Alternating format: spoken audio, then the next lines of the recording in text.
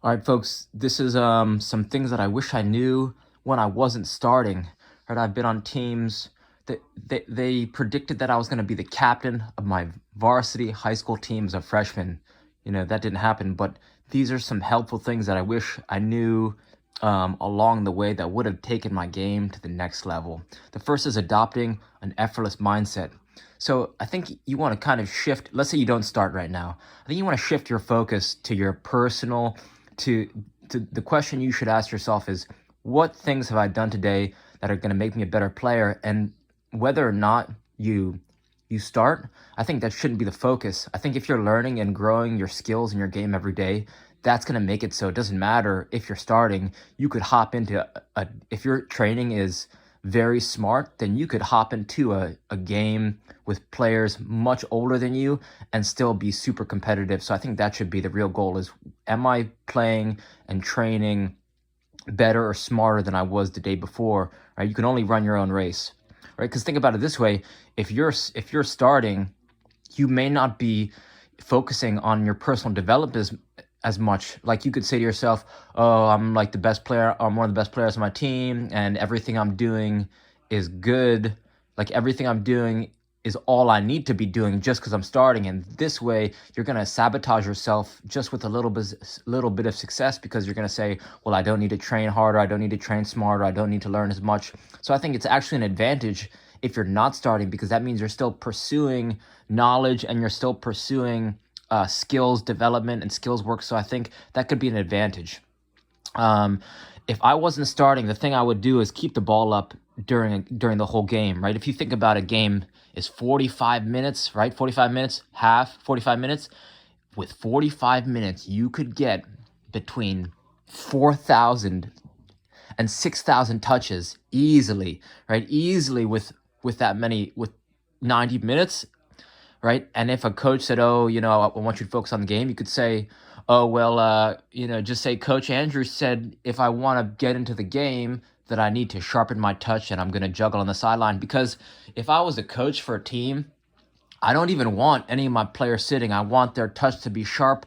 And if they can get into a Zen mind state, I could give a shit if they're watching the game. I want them to be warmed up even before I ask them to warm up. So what you want to do is juggle. You want to rotate between heavy balls. I'm talking and light balls, right? Size 1, tennis ball, size 5, medicine balls. You want to go back and forth between a light and a heavy ball every time you drop it or every time you feel like it. And you could also rotate between, right, using a kick trainer. We're going to get to that. If I'm not starting, I'm showing up early, right? You want to show up to practice. You're going to get there. You have to be there anyway, right? So let's say you plan, let's say you get yourself there early. Now you have an opportunity to get thousands of touches before practice, right before even start. I think Kobe Bryant said, right, who's going to get better? The kid playing for an hour every week, couple hours every week, or the kid playing 1 hour a day, or the kid who's going to play 2 hours a day, 3 hours a day, right? It's more about getting your mistakes out and learning your own strengths and weaknesses, and then sharpening your touch. So juggling, right? There's a story of this kid. I played with this club PDA back in the day, and there's a story of a kid. He would juggle an hour before practice every day, and in a game, one of the oppositions was like, "Oh, he told him that he was shit."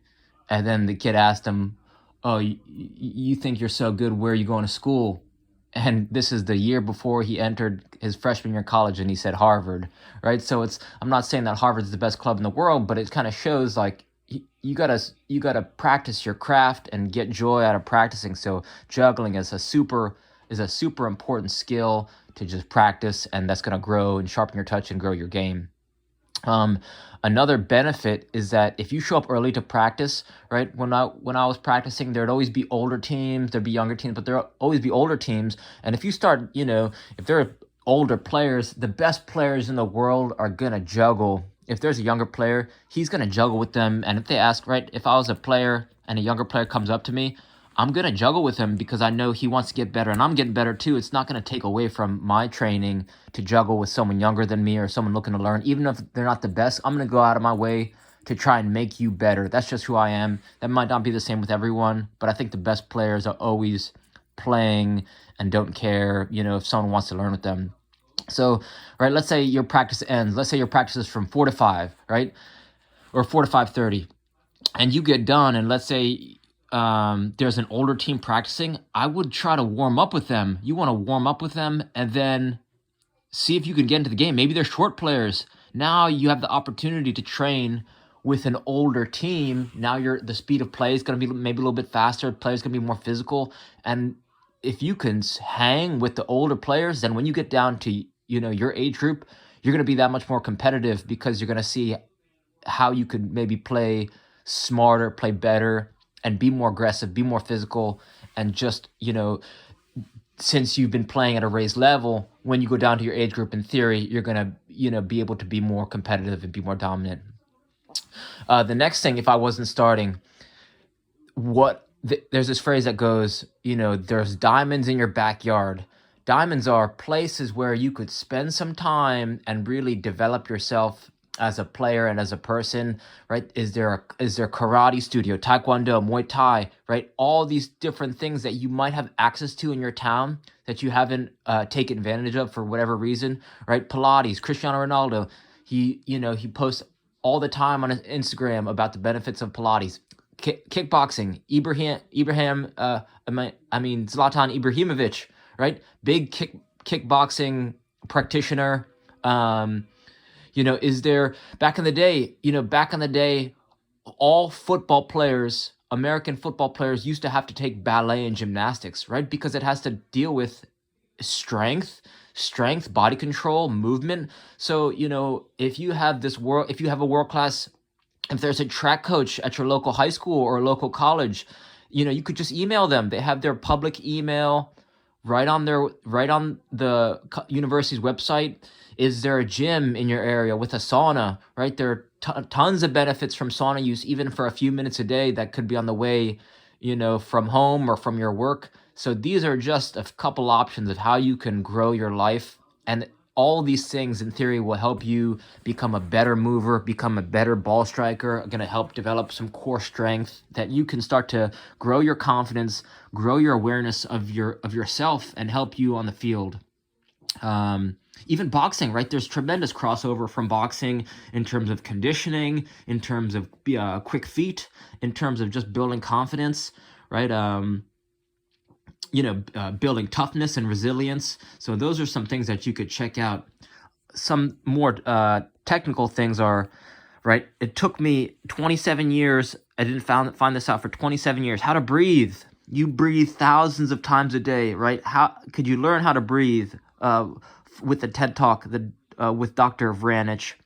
Can you make or can you buy a kick trainer? Right, a kick trainer. It's such a simple and effortless training tool. I believe it's one of the most underrated youth soccer training tools in the world. Right, it's just a ball and a rope, but for $24 they sell on Amazon. Right, I think a kick trainer is something that every youth soccer player, especially if you're not starting, that you should own and practice with every day. And the last thing is, can you learn the alternating underhand sneak, right? Can you learn the alternating underhand sneak? That's a rope flow pattern. You have to make yourself an RMT rope. And an RMT rope is just a length of rope. Softer is better. And you want it as long as you are tall. And just look up alternating underhand sneak. I haven't made a tutorial, but you could find plenty online. And this is going to help you improve your timing, rhythm, right? Your coordination, your balance. I noticed this helped me improve my juggling, which helped improve my ball striking. It's a good warm-up tool. I mean, you could even cool down with it. That's why it's so versatile, right? So to recap, if I'm not starting and I'm on the bench for a game, I would rotate between using a kick trainer, between doing the alternating underhand sneak. I'm going to rotate between juggling, using heavy and light balls. And that's my rotation, right? It's kick trainer, underhand sneak, juggling. Those three things, I would do those the whole entire game. The whole entire game, because you're getting dynamic movement, balance training, you're getting rhythm and coordination training, and you're sharpening your touch with those heavy and light balls. So these are some things that I think if you start to embrace them and go down these different rabbit holes, that you could really take your game to the next level and grow your game and grow your life. So I hope this helps, and reach out with any questions. All right, thank you.